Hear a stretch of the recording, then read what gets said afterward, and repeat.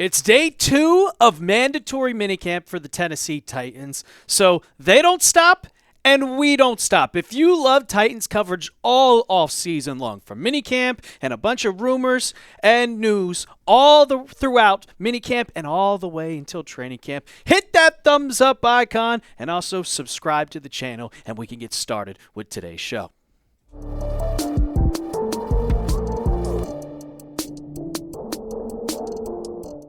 Welcome into Titans Today by Chat Sports. I am your host, Brett Alper, and it was a big day 1 for the Tennessee Titans out in minicamp, but it was also day 2 earlier today, and this team looks good. We're going to be talking all about it, all of my takeaways. I got 4 specific ones for you guys, so let's just break it all down. Let's get right into it. Cam Ward, oh my God. Cam Ward was masterful in day 1. Now, day 2, he was a little bit shaky up and down. He was throwing about 50% of his passes, but you're not going to be perfect both practices. And I mean, he was absolutely perfect in those day 1. So I'm going to focus on what happened yesterday, which was absolutely crazy for a rookie quarterback to do this meanwhile. This is what Jim Wyatt had to say, and Sleeper Titans, shout out to them. They aggregated everything that happened. It said Cam Ward was picked off in his 3rd pass at Titans Minicamp. And then let's just bring up the Michael Jordan meme in our heads. I took that personal. Yeah, he completed 18 straight. 14 for 14 in team drills, 20 of 21 all the day. The rookie was hot to start. And then let's flip over to day 2. He was impressive. He did throw up 13 of 22 on the day. But what I noticed specifically is what from Will Bowling had to say. And he said Cam Ward threw a gorgeous deep ball. It was a 50-yarder, by the way, to Calvin Ridley after a check at the line. That means he saw the defense, read the defense in front of him, and said, yeah, we're going deep, Calvin Ridley. Tap your helmet, go, and threw an absolute beautiful route. And that's something that you really don't see out of rookies. You don't see them making checks at the line of scrimmage in their I want to say this is probably your 5th or 6th practice when you combine OTAs and minicamp. If he's already learning the offensive playbook from Brian Callahan, that is impressive. And another thing that I want to notice is that he's getting along with all of his new teammates, specifically the rookies. 12 of those 20 completions that was in that day 1 practice were to rookies. That includes Elike Manor. It includes Xavier Restrepo, and it also includes Chamiri DK. But he was also chirping on the field. You had veteran Jeffery Simmons, and he was talking some mess to him.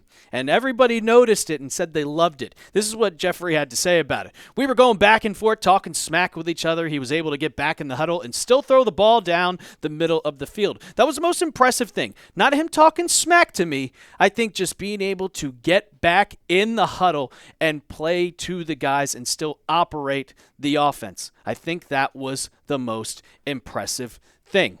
And if he loves just talking trash and just being like, yeah, I'm showing out the defense, I'm doing this. Come on, Jeffery Simmons, who we'll talk about it, by the way. He's lost a ton of weight and looks really good. But just having that fun time with your teammates. I mean, when was the last time, I can tell you right now, if you're not talking trash to your friends, if you're not making fun of them, they're not your friends. These moments build unity. You want to be together. You want to build that camaraderie on the team, and it feels like Cam Ward and his teammates, specifically like a veteran with Jeffery Simmons, if you're building that unity, this team is going to be together, and you can see that in the early stages of the offseason, and that's what you want to see out of your new starting quarterback. Cam Ward is turning heads to his coaches, teammates, everyone all around him, and it's a sight to see. So I'm asking you guys, what will Cam Ward finish?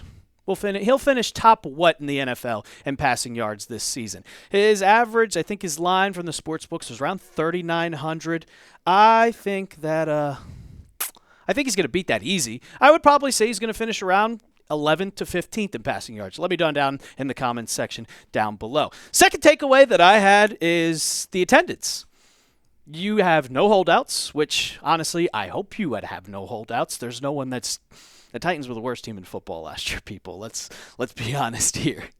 Nobody's going to be holding out for a new contract when you're the worst team in football. This is what Teron Davenport had to say about day one. Brian Callahan on minicamp attendance. As far as it goes, everyone should be here. Everyone is here.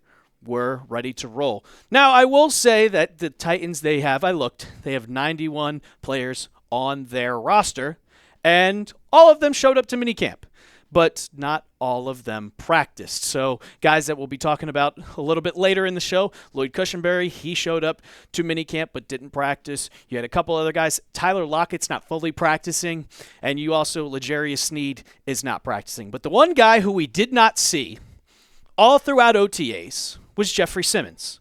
Well, he is back. And that is great because he is one of your top guys on your defensive line. And he said he's gotten in shape. He said he's lost a ton of weight. And when you look at pictures of him, if you look at the videos that you've seen on minicamp, go on Twitter right now and look it up. He looks like he's in shape. But he spoke to the media and talked about why he skipped OTAs, and obviously when you're a veteran guy, you kind of get that excuse. He says it's not always an easy decision making that not to be here with your teammates, especially with a lot of new guys, the guy you were talking trash with the first pick of the NFL draft, but I made that decision. It was a personal decision. Today was a good day. I'm glad to be back. It's personal from football, off the field, everything. I made that decision because of me, and I'm okay with that. I'm completely okay with that. He admitted that it was a personal decision, but like I said, when you are a veteran and you've been with this team for a while, you don't really have to learn that system. You get an excuse. As long as you show up to the mandatory stuff, you've seen all of it. You're a veteran guy. This team is really coming together now that he's back. A lot of the other guys are back that missed OTAs. And I'll just say this. He was punished. He was punished a little bit for not showing up to OTAs, and he embraced it. This is what Nick Suss, I hope you're getting your name right. If I'm not, please let me know down in the comments if I'm getting his name wrong. He writes for the Tennessean. I also cannot pronounce that right because that's hard. And he said, for missing the early weeks of practice, Simmons had to do 20 up-downs by himself at the start of the session with all of his defensive teammates around him. Gathered all around him. They were clapping, cheering him on. Simmons briefly paused after 15. I think I could do probably 10 up-downs at this point in my life. It's been a long time since I played football. But after 15, he was able to finish his set with some big applause. And that's what I love to see. I talked about the camaraderie. I talked about all teammates getting together. And Simmons was not that guy who's like, I ain't doing that. I'm not doing that. He was embracing it. And that just shows the type of culture that is going into Tennessee, that no one is above this team. Everybody is one. And that's what you need to have from being the worst team in the NFL. You got to build that new culture somehow. And it seems like the Titans are moving in that right direction.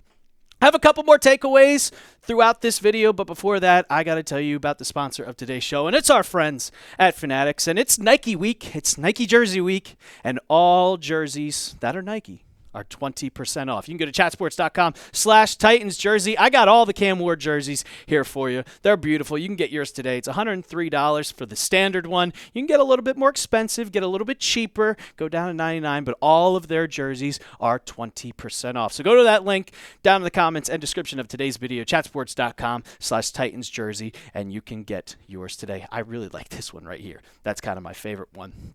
All right. The next one that I would love to talk about, and we're going to talk about it, is what we saw from Cam Ward passing. 12 out of the 20 passes were from rookies. Yeah, all of the rookies are stepping up. You have undrafted free agent. I put him on here, on the picture. Xavier Restrepo. Yeah, he's looking awesome. Alec Manor looking great, and we'll talk about Femi Oladejo in a second. But Xavier Restrepo, man, I've said it probably every single video that I've done, and it's because it really doesn't make sense to me how he didn't get drafted. And he's shown out. He's proven to this team. He's working his ass off, being first one in, last guy out, to prove that he is going to make this team and prove that that combine was all a fluke. This is what Sleeper Titans also had to say. Xavier Restrepo was Cam Ward's favorite target at Titans Minicamp today. The rookie wide receiver led all receivers with 6 catches in 7-on-7. Imagine that. An undrafted free agent is beating Calvin Ridley, is beating Van Jefferson, is beating all your other guys in drills and catching the most passes. You want to know why? Because he has the most chemistry with his quarterback more than anybody, because they were both at Miami. Couple other notes on some of the rookies, specifically the wide receivers, because that's what the Titans went for. They went for offensive weapons. Rookie Alec Manor had 4 catches on the day. Jameer DK had 3. DK was also a big part of the special teams drills. We could see that. So it's also exciting to see. Also, Femi Oladejo was looking great. Looking absolutely great. And he's a tank. And this is one thing that we've noticed. I talked about it when we were kind of scouting. We talked before the draft on how Femi Oladejo was going to work. And he started off in college as an inside linebacker, and the Titans said, you're moving to edge. What you played in your last year, you're moving to edge. So that is what we saw out of him. And he's really starting to progress a lot better as that rookie prospect. I said this was a project for the Titans, and it's looking like this project is going to get fast a lot more. Denard Wilson, the defensive coordinator, he just said it straight up. We're throwing the kitchen sink at him. We're just seeing what works, what he can handle, and then scale it back and feature it in games. They say he is adjusting more than anything, moving to the outside, and there's a good chance, and I think there's a really, really good chance that he's going to be a day one starter. I was kind of thinking it was crazy that he was possibly going second round, but now, after seeing his absolute muscles and just the way he works on the field and just his energy, I think he could be a day one starter. And the last takeaway, my last one for us, is that Lloyd Cushenberry, he's working his way back. Yeah, one of your starting offensive linemen is working his way back. Coming from a torn Achilles, and that's a very, very hard injury to come back from, especially when you're an offensive lineman and you're planting every single play. Jim Wyatt, he tweeted this out. He's recovering from the Achilles injury that he took part in the stretch period. And that's all I care about seeing, is that you're being with the team, you're getting together, and you're working your way back to be on this team and being back in the rotation, because he hasn't played since last season. This is what Cushenberry had to say about his recovery. He said, I feel good, man. I am close to being back, cleared and healthy and ready to go. Almost cleared. The offseason has been good. I'm locking in on my diet, getting in the best shape I can. I am doing well. It's been a long and it's been tough. It's been a lot of long and lonely days in the training room with all the staff, but they've been great. It's been slow, trying to build my calf strength back up and everything around it.